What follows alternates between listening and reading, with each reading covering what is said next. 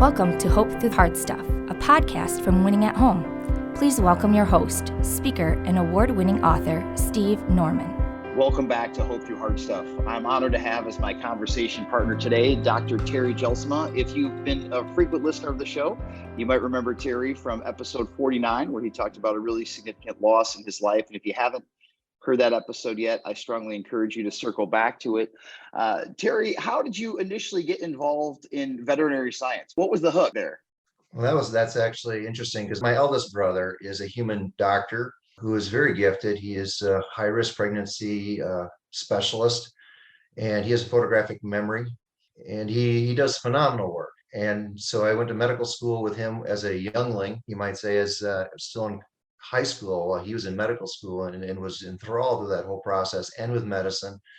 However, I didn't ever want to be, his shadow, because I didn't want to be the dumb Dr. Jelsema. So, I grew up across from a dairy farm, worked on a dairy farm, and the dairy veterinarian at that farm became my mentor, took me under his wing. And actually, to this day, he's now retired, and we still get together. He's still mentoring me. And so it's a beautiful relationship. It was sort of, I believe, ordained. But yeah, just a different life path. Got interested in medicine through my brother, but veterinary medicine was where I've been led. Terry, did your family have pets growing up? Always had pets growing up, yeah. Had dogs and cats, but again, grew up on the farm. Here goes aging me here, 40 years ago. And so there was different meaning to pets when I grew up than there is today. Okay. At that point in time, they were more of a guard dog purpose. They were there to catch mice. You get the picture. But today we talk really about the human animal bond. And we talk that very commonly in our language at the clinic as, your four-legged kid, right? It's part of the family. The pet is dogs and cats. And I'm going to lean more towards that. I know people have birds and reptiles and rodents and all that, and that's all part of this too. But for the main gist of this, I'm leaning more towards speaking towards dogs and cats, because it's the highest demographic, or at least what people deal with, especially with pet loss. Terry, what do you think is behind that evolution from maybe a generation or two ago, how pets were considered, kind of working pets, as to now that kind of four-legged kid, and now pet owners aren't pet owners, they're pet parents? What do you think is the reason behind that pretty significant shift for how, at least here in America, people view their pets? It is a significant shift, and it's even taught in the vet schools. And I'm not sure I can have an exact answer for you. I'm just going from my clinical impression is, I think that number one, my kids are older before they get married versus, if you're 20, when I grew up, when you're 20, you should be married, and, that type of process. So, and families start earlier. So I think that's part of having pets. I have a younger generation that really view pets. I have a younger generation that's very motivated towards their careers or their goals. And even if they're married, they hold off on having children, but they don't hold off on having a pet as as their first child, you might say, is breaching into that world of parenthood. And so, and we got the older generation where, and I think that's been pretty much true throughout, but the older generation where if you're a widower, or you're just alone in life, the pet really becomes a substantial part of your life. I mean, they're the ones who greet you, and they're always happy to see you. They never are complaining, right? They're always happy for the most part, and they are great listeners, right? And so, but I don't think I have a specific answer on why that shift and that paradigm shift occurred. I'm sure other smarter people than me can fill that in for you, but I think those are at least my takes on that at this point. Terry, again, I don't have hard data for this, but working at Winning at Home, which is a mental and spiritual health organization, I think there are a lot of people who are understanding the emotional and maybe even spiritual significance of having a pet in the home. I remember, in my 20s, I heard one of my mentors say once, he's like, there's something about having a dog in the home that changes the dynamic of it. He's like, the kid comes home, has a bad day, parents come home, have a bad day. The dog is not judgmental. The dog is faithful. The dog is happy to see you. There's just something that changes the emotional climate in a home when a dog is present. And I know that you know better than I do that just different personalities that different breeds have. We've got a 5-year-old Bernedoodle in our house. And I tell you what, he is the most fascinating co-parent Kelly and I have ever had. When Bernedoodles aren't big on conflict, I've heard. And so when our kids are yelling at each other, my dog will come into the kitchen and grab my hand and say, "Hey, it's time for you to do some parenting here." And so it's put this fire out. right. And again, like on my worst days, I'm like, "Hey kids, stop yelling. You're scaring the dog." So there just is something that changes the dynamic of a home when a pet that's happy to be there and a pet that's well cared for is present. Do you see that in your practice? That is the beauty of veterinary medicine. And unless, I mean, I do have people who never have pets, and they look at me and go, "How are you in business?" Okay, that's a statement. But I also have, when you see that day after day after day, that human animal bond, and again, we have veterinarians and psychologists studying that yet today, because there's such a powerful force and a connection. But I mean, I have pets that walk through our therapy pets, right? They decrease anxiety, they decrease the depression, they increase the stability of a person's life. I have pets that monitor for seizures, blood glucose levels, right? I mean, there's sort of an instrument, they're family member, but they're also a tool to help monitor health, right? So now you got that beautiful side. But most of all, here it is. I love you guys as counselors. I'll be the first to say it, but no one beats the counseling of a pet. Sure. They always listen. They always look at you like they're paying the greatest attention to you. Like, I don't know what you're saying, but it must be important. I also believe that pets sense our emotions. Okay. There's a statement, it's a little bit of a pun, but emotions go down from the human through the leash to the pet. Okay. They are mirrors of our emotions.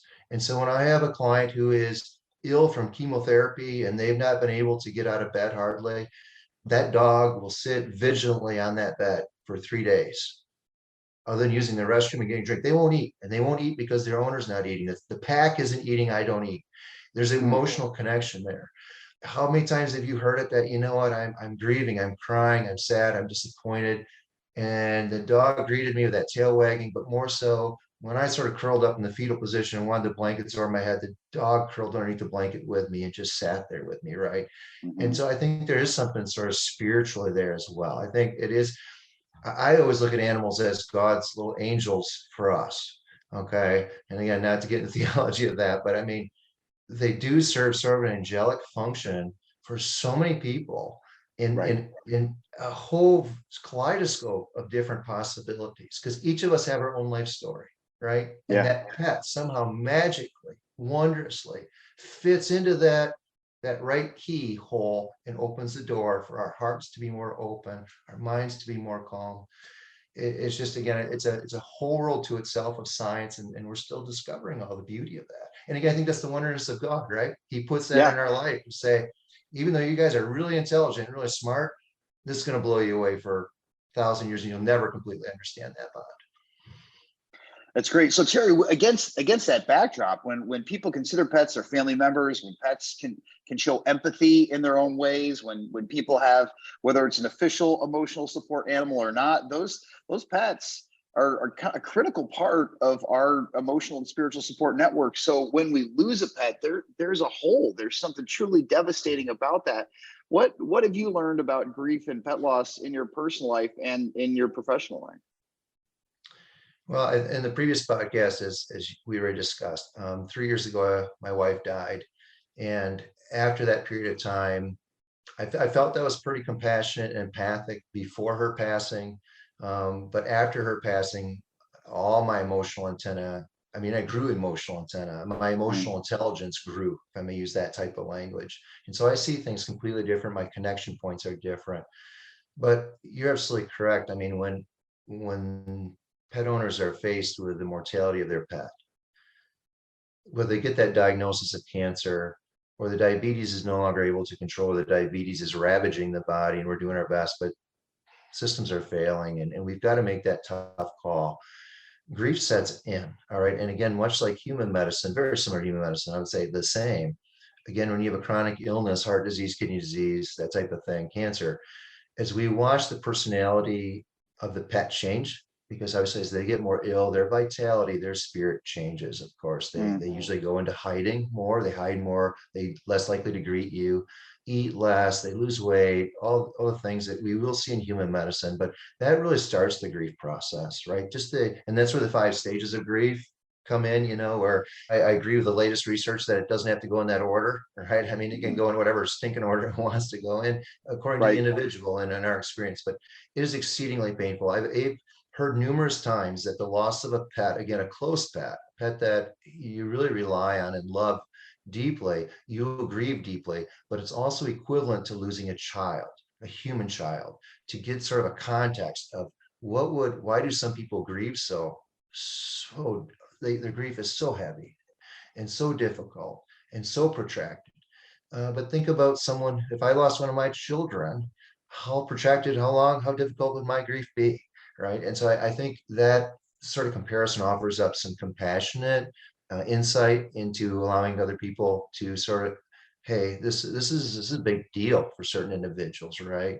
And I also think, here it goes, there's always a story with a pet and complicated grief. We should probably touch on that down in this interview too. But very frequently this was my daughter's pet. This was my husband's pet, and they died. This is my last living connection. They love this pet, and I can't see that this pet leaving me. I can't. So they not only grieve the loss of the pet, they're reliving the grief of the loss of their spouse, their child, because of this. And so I call it complicated grief, but it adds layers to this. And so, but we grieve the same way. And if I may, our society, and I can only speak towards West Michigan here, because this is the society I live in, and in the arena that I function in, we like to dichotomize grief.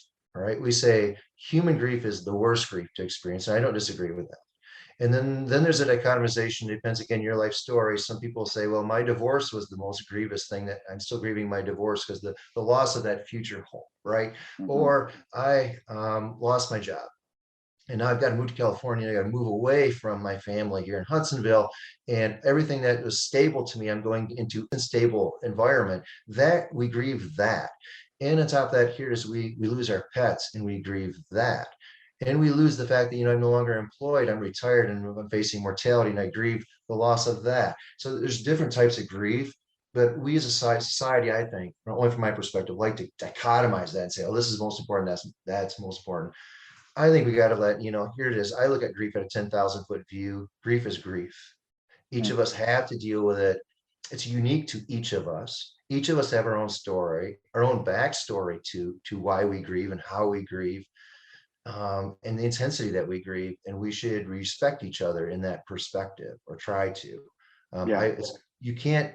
I have pet owners who come in and will literally look at their spouse while we're in the room performing euthanasia and go, don't cry. Or it's like, lock it down, or you may grieve that hard over this. This is just a pet, or this is how you may grieve and how you may not grieve.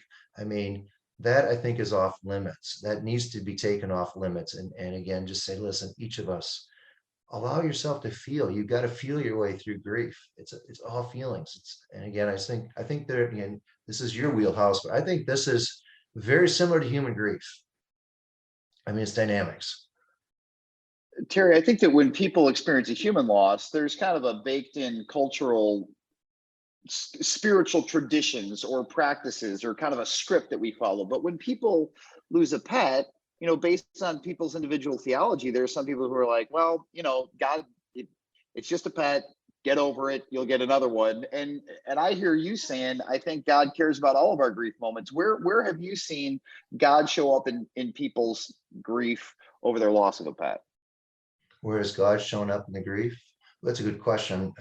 Maybe I'm not going to answer it right, but I'll do my best. I have very frank discussions. I'm going to breach this with theology, if I may start it there. Sure. I've argued with pastors. I'm not going to argue with you. You're way smarter than me, but I've argued with other pastors and about, hey, whether their pets go to heaven or not. Sure. I believe my theology says that in the Bible, in Genesis, God created animals with man. All right. So here's the order of things. Man gets to name the animals, but animals were created in perfection before sin entered the world, before the brokenness of this world occurred, which means that God put incredible value on animals. And he put value, again, I'm going to use this as a stretch, but I suspect that Adam and Eve really enjoyed and appreciated the animals. So there's a human animal bond, if I may use the word human when they're in perfection, but you get the idea, right? That Yeah, there yeah. was this perfection there, and it was all designed to flow and function together. And you look at the end of the Bible in Revelation, God talks a lot about horses, different color horses, of course, and many people think it's metaphorical. But Christ Jesus rides in on a white horse as, again, a reconstitution, is a reconnection, saying, I am restoring the creation that was broken. This is what the new creation looks like. And as I restore it, and so I really believe the Bible begins with animals, ends with animals, and it's not all about animals, of course, but I think they're mentioned for a specific reason. I don't think it's all metaphorical. Okay. Yeah. Yeah. And so when we go through pet grief, or I communicating with a pet owner in my practice, I always tell them, I said, whether you believe in God or not, that's your decision, but I believe there's a heaven. And I believe that it's the same heaven where our pets go. I believe that Yeah. all the things, because we worship an incredible God who we don't, I don't know the foreplan for heaven. Okay. I don't know how that all functions. I mean, I don't. Right. I mean, I know a lot of people who are saying, well, this will be there, that won't be there. I don't believe we know who's going to be there, what's going to be there. I do believe there'll be some drums up there. There'll be trees, because again, this is, I believe God brings back to us in the restoration process everything that we love and endear in this world. And I do believe, again, with the philosophy that if God put those little earth angels, those pets in our life to come alongside of us during our valleys, our anxious moments, that, and even if the connection is 5 years or 20, 15 years, that I believe that pet will be on the other side. I really do. And I envision that the idea that I've got a dog who loves to play ball, and guess what? That Boston Terrier is going to greet me with a tennis ball in his mouth and be like, all his teeth worn down, like, I've been waiting for you forever, right? Right. But what that does, though, is when I communicate that with people, it gives them hope. Just no different than you and I need hope in the process of grief and in the face of death. And at least maybe it points them to the on-ramp of healing, points them to the on-ramp of, you will find joy again. You will get through this, but I'm at least pointing you, and I'm going to give you a toehold, a foothold, something small. But and I do think that the healing process starts with that, even though we're in the moment of the euthanasia itself. Now, again, I don't know, and some of the beauty that comes out of that is it usually people cry, but it's tears of both sadness, but also of hope, because I do believe there's two types of tears. Right. I believe it gives them the possibility to take a next breath and a next step. Okay, again, it's really that fundamental. So I don't know if that answered your question. I don't think it did. Sorry. No, that was a beautiful and a very appropriate response. And even as you were talking, Terry, I called to mind a passage of scripture where the prophet Nathan is confronting David over an act of grievous misconduct that he has had with one of his best friend's wives, and he tells a parable of a family that was poor. They had very limited means, and they had one lamb as a family pet. And there was a neighboring wealthy man who had guests who came and visit, and rather than slaughtering one of his 200 sheep, he stole their sheep and slaughtered it and gave it to his guests. And it said that when David heard that story, he was absolutely outraged.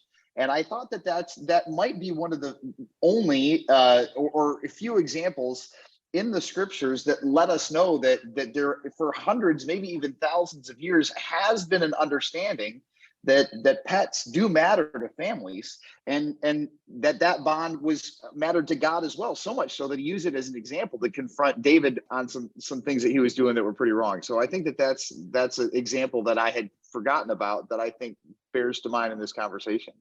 Yeah, that's a great point. Absolutely. Terry, for people who haven't been through the process before, there's some people who have experienced the heartache of losing a pet. There are other people who haven't done it before. And you talked about the euthanasia process with a family.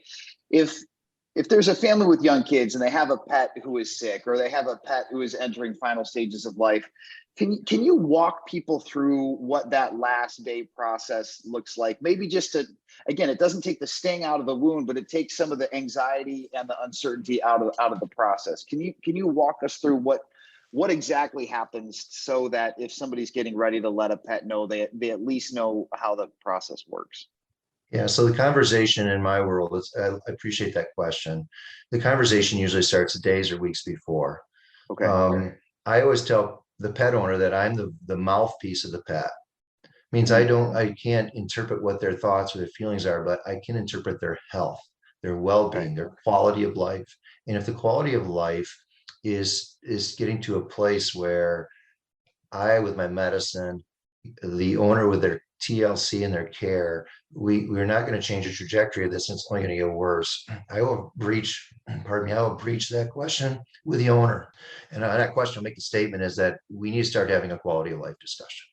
Okay. That's usually where the 5 stages of grief really kick in, because the first one that I face is denial. Okay. And I breach that sometimes weeks before. Like, I don't know whether we have weeks or we have months. Only God knows that, but we're at this place. But you start thinking about it and you start processing. And here it is. I just need to introduce the idea, because sometimes denial takes weeks to break through. Sometimes it takes days. Sometimes it's minutes. But most of the time, there's a process of breaking through that. I didn't hear anything Terry just said. Blah, blah, blah, blah, blah. Right. And then we re-engage it. So let's say that you're coming in tomorrow morning. All right. And frequently we'll get that conversation like, hey, when you come in, this is what it's going to look like. We will enter an exam room. We will have a blanket out for you. We have a little care basket that staff has set up with water in it, with some facial wipes, with Kleenex in it, that type of process. We do our best at keeping noise levels down. We light a candle up front, allowing other people who come in to go, hey, we're going into a sort of a sacred space here. Please be respectful. Don't joke, don't laugh, just keep things toned down. Then I proceed to share with them, the staff will establish a catheter, and I mean, it's too much detail, and then while they're establishing the catheter and the patient, I will discuss it. This is what's going to take place. When your pet comes back, when Fluffy comes back, I'll be injecting first a sedative. And of course, I always say, I let you know every stage as I go. All right. So there's that clear communication. It's not just, it's done. So we walk with that client. We stay in the same lily pad the best we can throughout that entire process. But we start with a sedative. We explain what that's going to do, how it's going to function, what they're going to experience through their perceptions of this. Right. And then shortly thereafter, because it's a short-acting sedative, we use the final injection, which is a euthanasia solution, which stops the heart. And then I listen to the pet and I tell the owner that we're gone. We're gone. Okay. Then the owner has the ability, at least in our practice, to stay as little or as long as they want in that room. And I always say to them, this is a sacred space.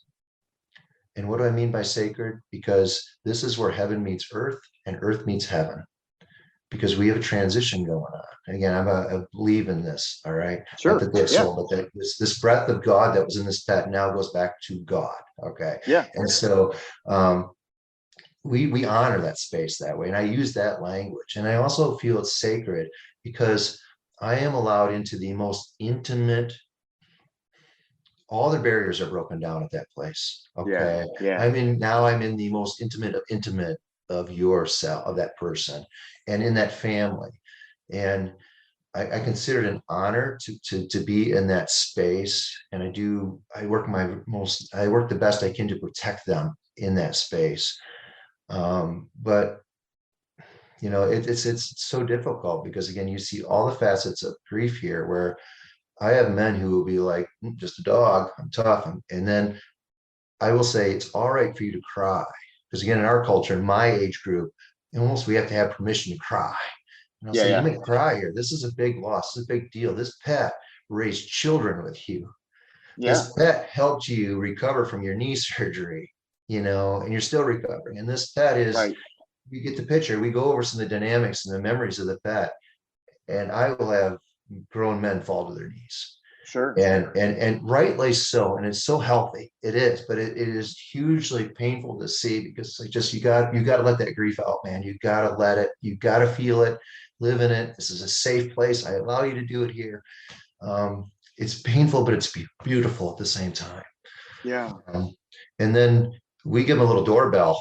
Basically, they hit a doorbell and I have a technician dedicated to them. So if they're like, hey, we want to be here for 10 minutes or we're here for 30, that technician does nothing other than wait for that doorbell. Okay. So that, you know that immediately that your pet is not sitting there waiting there for someone to show up because they're otherwise too busy. Right. But I think you've got to really treat that in a very delicate and honoring manner. And here's the last thing I think of that. I have the privilege, again, here goes with my age. I'm working on my second cycle and beginning my third cycle of pets. Okay. Mm. So, I mean, most of these kids I've seen as kittens or puppies. I witnessed them come in and take treats and the tail wagging. And, I get to witness all the joy they get to bring for that 10 or 15 years.